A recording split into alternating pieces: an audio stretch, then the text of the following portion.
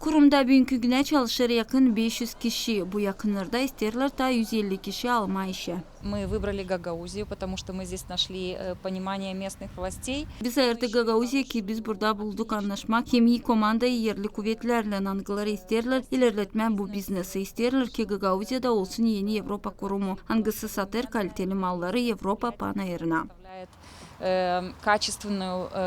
Качественный продукт в Европейский Союз.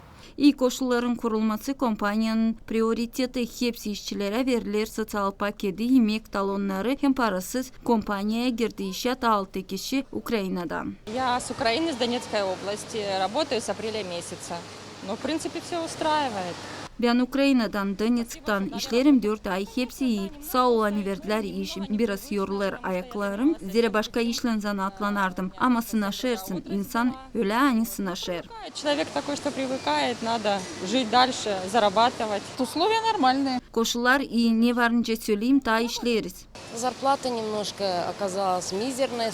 Kazanç parası biraz küçük. Bu pahalarla zor kaldırsınlar biraz. Нормальные вроде. Koşullar iyi. 4 yıl burada işlerim. Стабильная работа есть, Stabil iş. Düşünmeyelim kazanacak. Kolaylık da yok gitmeye aşırıya. чтобы уехать на заработки. Kurumda bulundu Gagauziyan Başkanı Irina Vlach. Onun şanada böyle investorlar pek faydalı Gagauziyan ilerlemesine. Надеюсь, что сложные времена. Bize çok çıkış var. Sizi bilirler değil sadece bizim devlette ama aşırıda da. Bu kampanya ayırdı Gagauziya'yı da koydu kendi cehlerini burada. Da umutlanırız ki zor vakitler geçecekler. İnsanların sayısı olacak daha ziyade. Operasyonların sayısı da daha çok olacak. Sevinirim hani genç kolektif. Da umutlanırım hani hepsi olacak. İyi de her birinde olacak iyi iş yeri. Da kimse kararlamayacak gitmeye aşırıya.